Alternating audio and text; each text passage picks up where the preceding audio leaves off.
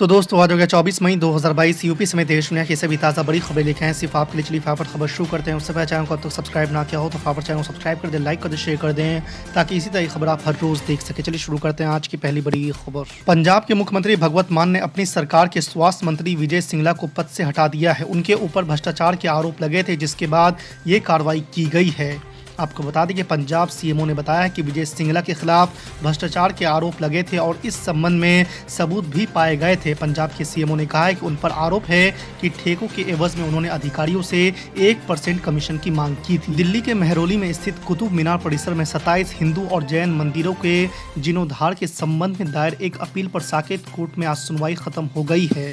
सुनवाई के दौरान याचिकाकर्ताओं ने कोर्ट को बताया है कि कुतुब मीनार परिसर में स्थित कुव्वतुल इस्लाम मस्जिद मंदिर परिसर के स्थान पर बनाई गई थी।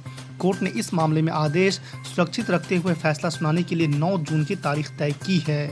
आपको बता दें कि हिंदू पक्ष के वकील हरिशंकर जैन ने कहा कि कुतुब मीनार को 27 हिंदू और जैन मंदिरों को तोड़कर बनाया गया था। कांग्रेस पार्टी ने 2024 लोकसभा चुनाव की तैयारियों के लिए समिति गठित कर दी है। ऑल इंडिया कांग्रेस कमेटी की तरफ से सोमवार को जारी 3 सूचियों में कुल 23 नेताओं के नाम हैं।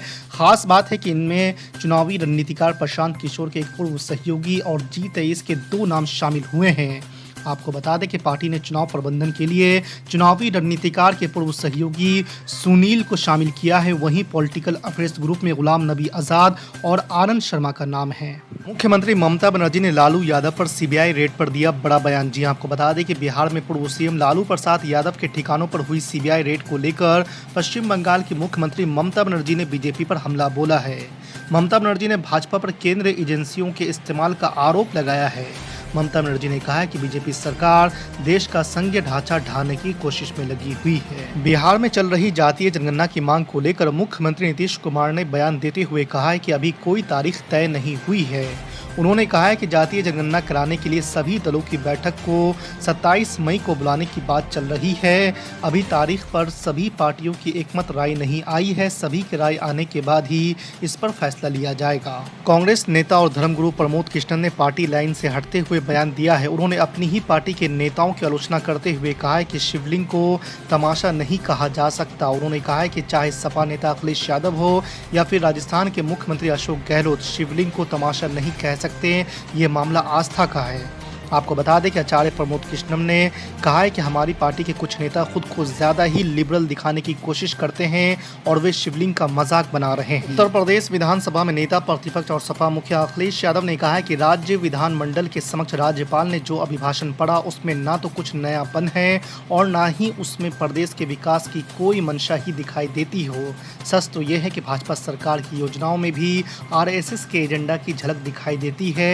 एक खास समुदाय के प्रति उपेक्षा और भाव इसमें जाहिर है। मुगलों की बात करते हैं, अरे भारत का मुसलमानों का मुगलों से कोई ताल्लुक नहीं है। याद रखो, हमारा ताल्लुक उन लोगों से है जो अहले दिल थे, सूफी थे, जिन्होंने इस्लाम को भारत को लाया।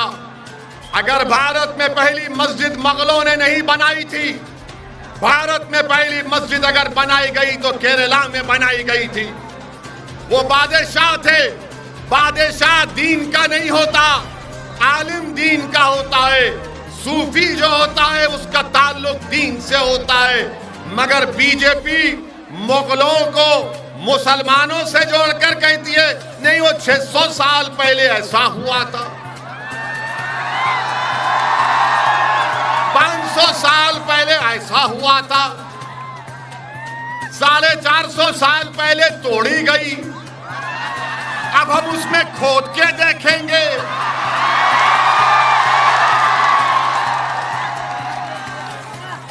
आप बताइए, भारत की तारीख क्या मुगलों से शुरू होती है?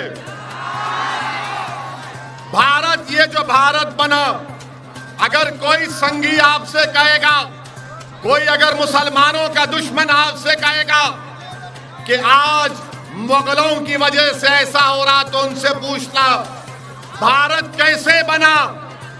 50,000 साल पहले अफ्रीका से लोग भारत को आए थे। कितने साल पहले? 50,000 साल पहले। 40,000 साल पहले ईरान से किसान आए थे। 30,000 साल पहले स्टीप से लोग आए थे, स्टेप से लोग आए थे।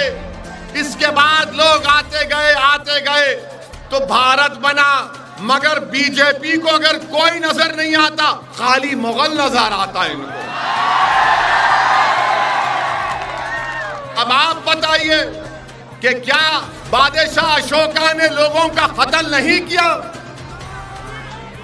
बादशाह अशोका ने हजारों लोगों का कत्ल किया। बोलो आरएसएस वालों, अशोका के बारे में तुम्हारी राय क्या है? क्या यह बात सच नहीं है कि पुष्यमित्रा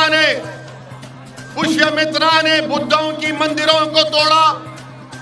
इसकी बात क्यों नहीं करते बीजेपी और संघ परिवार के लोग?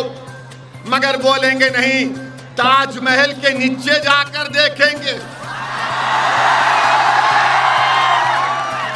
ताजमहल के नीचे क्या मिलेगा आपको? नहीं, हम खोद के देखेंगे क्या मिलेगा। तो क्या मैं भी खड़े होकर कह दूं कि देश के प्रधानमंत्री मोदी जिस घर में रहते हैं उसके नीचे भी मस्जिद है, खोदी जाए?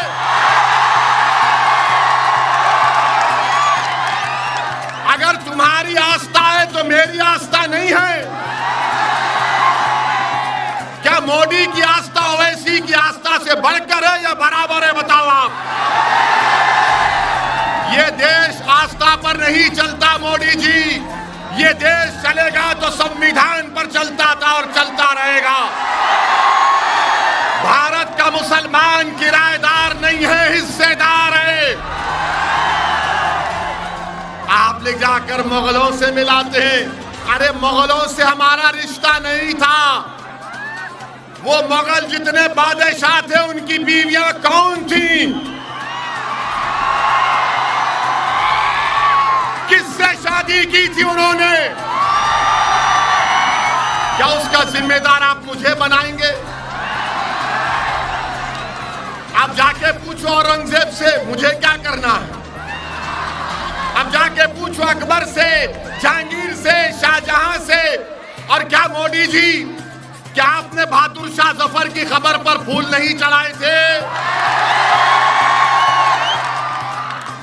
हमको जिम्मेदार, हाँ, मुगल अगर जिम्मेदार हैं तो यकीनन औरंगजेब जिम्मेदार है पेट्रोल की कीमत का। अकबर जिम्मेदार है बेरोजगारी का। और शाहजहां जिम्मेदार है कीमतों में जो इजाफा हो रहा है। अब खुश हो गए बीजेपी वालों, हमने मुगलों को जिम्मेदार